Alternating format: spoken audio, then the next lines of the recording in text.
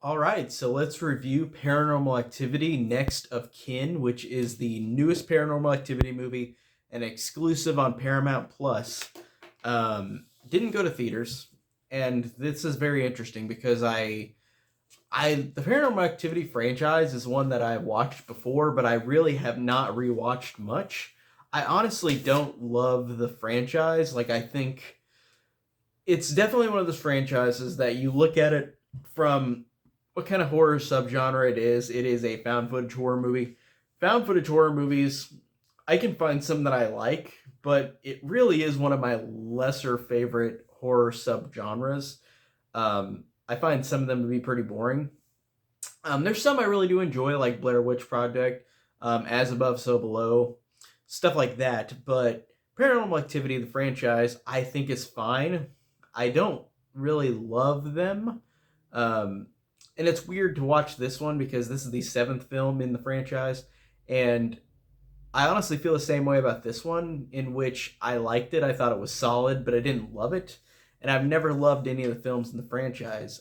Even the first one, it's weird to see how this franchise really does have the same similar plot in every one of them.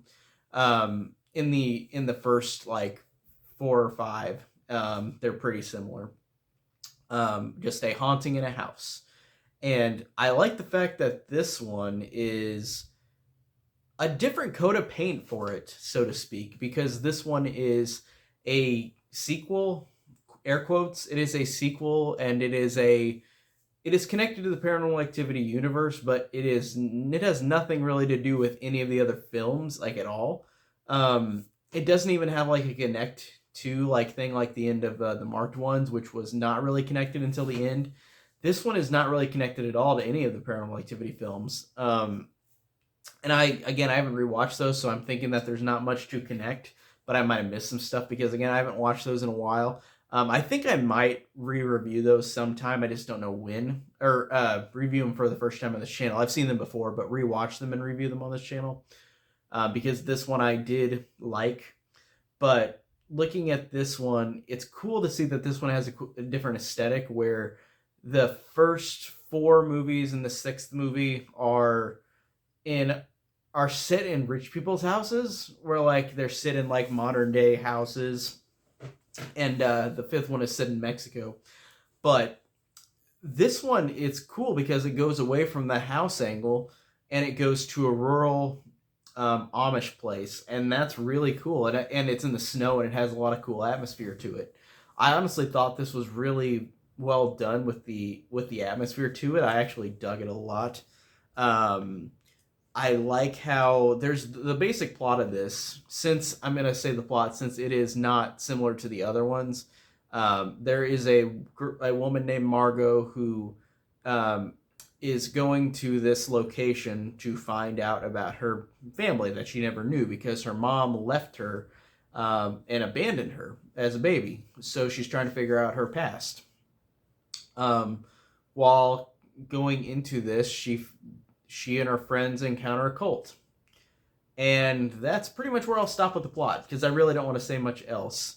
Um, the thing I like too about this is that the Paranormal Activity movies are all found footage movies, but this one I thought was cool in the fact that whenever whenever the other movies are shot this way, where like it's shaky cam and like it doesn't look like a movie, this one looks like a movie in terms of, even though it's small shaky cam, whenever there's a shot that's purposefully sat straight, like for example, whenever they're eating dinner at the table, or whenever Margot is talking to that little girl with the doll outside, where like it's the camera's shaking like barely visibly, but it's enough to where the movie looks like not like somebody's filming it. And I thought that was pretty interesting. I did enjoy that, and I like the fact that that just made the movie feel just cooler. Like I like the fact how it looked like a theatrical movie and it was a found footage movie, but at times it didn't feel like found footage even though it was. And I like that they kind of cleverly did that where like it doesn't get tiring because like I said, this franchise, as much as I think it's just an all right franchise, like I think there's some times where the camera work, and I know it's done on purpose because of course it's shaky cam, but it just gets kind of dull. in some of the other movies. But I like that this one mixed it up where it was like camera footage, but also it was shot to where it was standing still, where it looked like a movie, as opposed to the other ones where like it's mostly like it looks like somebody's filming it. Because this movie is incredibly high with the resolution. These cameras that these people have is insane. But this, of course, is in 2021, and in the movie is set in March of 2021.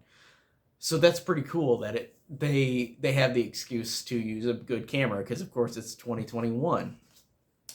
Just like this kind of camera.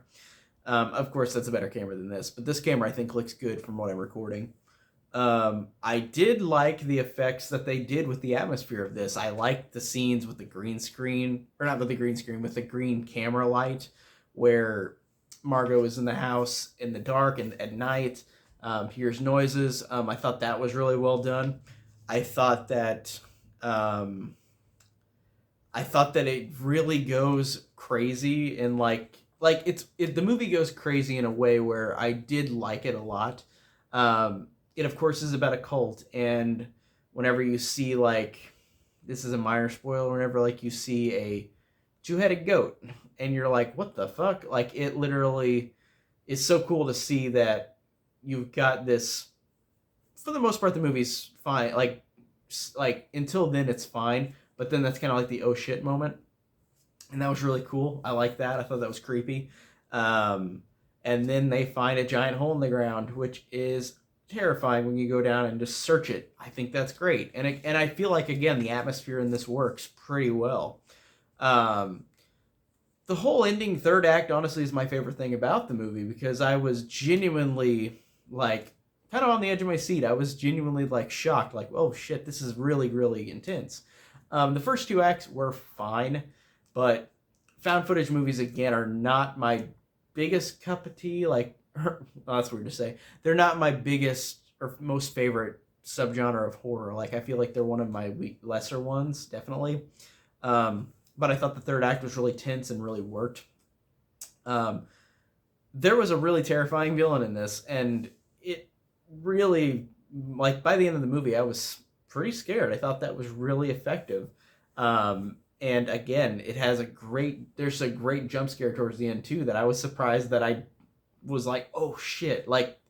It did it to where it didn't have the sound effect. It just had turn around on the camera, and then it shows this thing, and it worked really well, and I liked that. And this movie didn't feel like it relied extremely on jump scares. I was actually legitimately surprised that I didn't get as many jump scares as I expected. I know there's definitely still jump scares in it, but I was watching this and not thinking, especially to the end of the movie, there weren't as many jump scares, and I feel like that might have made the movie a little more boring in the first two acts, because these characters are nothing to write home about. Of course they're not, but I feel like the third act really made it entertaining for me. That's really the thing I'll remember about it, how creepy it was and how effective the ending was. So I like that this movie went a different route. It's similar to the Paranormal Activity movies, but I like that it's a different color, different coat of paint, sit in the snow, sit in the Amish, not sit in a rich person's house. And I just like the idea of this cult. I thought that was creepy and effective. And again, it's different than The Haunting, in the other movies, from Toby, who's the villain of the other movies. So I thought that this was really cool, just showing a different side story to the Paranormal Activity universe. So I dug it, and I'm glad I got to see it. I hope they'll do more, because I did like this one. I thought it was entertaining. I do want to eventually rewatch and review the Paranormal Activity movies, the first 6, on the channel. And I also just have this right here because I'm gonna watch it sometime. But here's the 6 movie collection that Paramount did a year ago, I think. But I'm excited to watch those again sometime. I don't know when. I'm not gonna do them yet. I've got a lot on my plate. I've got to review the Home Alone movies because it's Christmas, or almost Christmas, and that new Home Alone movie came out. I'm gonna review the Spider-Man movies because of obviously Spider-Man No Way Home, which I'm freaking excited for. I'm gonna try to watch some more horror movies. I really got kind of burnt out after 31 Days of Horror, So that's why I haven't been watching as many horror movies. But again, this channel has the word mostly in it. So I mostly review horror, but then sometimes I review stuff like Home Alone or Spider-Man.